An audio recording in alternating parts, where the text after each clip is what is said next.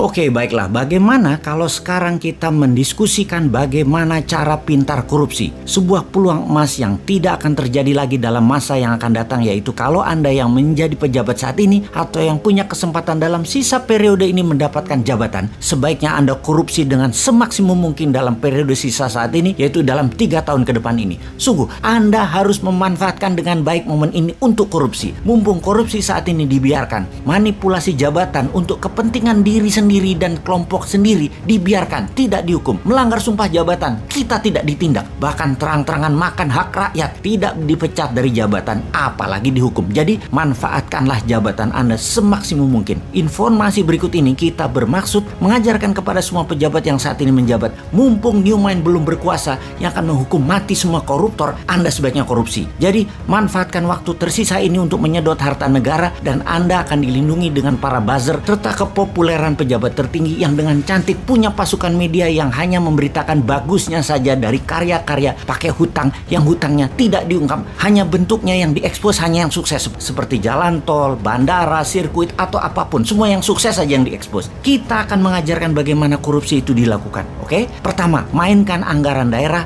anggaran pusat, anggaran departemen, dan anggaran BUMN. Pastikan Anda punya teman atau sahabat yang Anda percaya untuk dimenangkan tendernya, diatur pagunya, dibuatkan spek produk sesuai dengan bohir Anda. Teman Anda tadi pastikan punya mitra yang memang pengalaman untuk bisa menyelesaikan proyek tersebut sebagai subkontraktor atau sub-supplier Anda. Teman Anda yang dimenangkan tendernya dan mendapatkan proyek tadi tinggal disubkan, nggak kerja, dapat cuan. Pastikan semua proyek dan anggaran di tangan Anda jatuh ke perusahaan kroninya Anda. Cara kedua adalah ciptakan proyek angin ribut dalam tanda petik. Proyek terlihat keren dan yang membuat masyarakat akan melihat Anda seperti orang sukses. Kemudian buat teman Anda yang dapat proyeknya tersebut. Proyek angin ribut ini kalau di daerah kerjasama dengan DPRD, pastikan semua politikus dapat permen jatah premannya. Kalau di pusat, pastikan sobat politikus Senayan dapat juga, yaitu untuk meloloskan anggaran atau membuat peraturan yang menguntungkan Anda para pejabat. Kemudian buat proyek yang ada asingnya dengan membodohi pemimpin tertinggi, seakan kalau ada uang asing, negara kita itu dianggap makmur, dengan cara membuat lembaga rating internasional kita bayar agar negara kita mendapat hutangan, agar dapat kepercayaan asing, agar proyek asing masuk, dipermudah dengan peraturan, misalnya Omnibus Law, buat aja semacam itu. Lalu karena proyeknya cross border atau antar negara, maka komisi Anda sebagai pejabat diletakkan di luar negeri. Karena di luar negeri tidak ada PPATK-nya yang bisa cek. Akuisisi apapun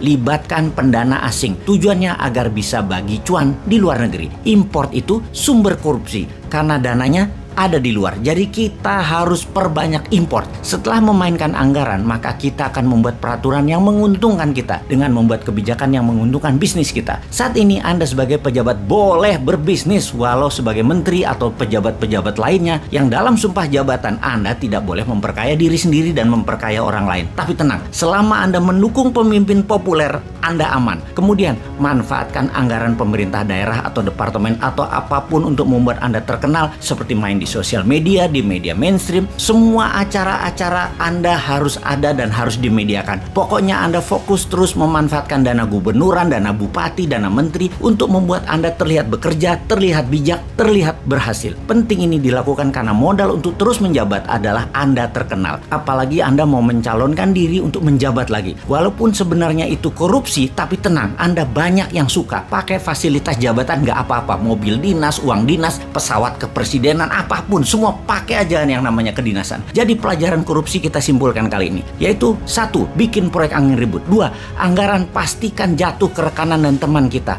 3. Ubah peraturan dan kebijakan pemerintah pusat, pemerintah daerah, departemen yang menguntungkan teman-teman kita. 4. Perbanyak proyek antar negara agar komisi berada di luar. 5. Buat proyek multi-year sampai di atas 10 tahun agar yang menanggung bukan Anda lagi ketika Anda tidak menjabat, dan komisinya kan dapat di muka. Misalnya beli pesawat terbang 100 unit selama 10 tahun. Nah, komisinya kan di depan dan anggaran nyicil 10 tahun termasuk penyerahan pesawatnya nanti. Biarkan pejabat kemudian yang pusing dan rakyat yang pusing. Terakhir adalah gunakan fasilitas dan anggaran jabatan untuk membuat Anda terkenal di media. Oke, kita jelaskan nanti yang lebih rumit lagi, namun dapat dipastikan rakyat tidak akan tahu. Jadi yang sedikit ini dulu diperbanyak korupsinya. Selamat menikmati sisa jabatan Anda.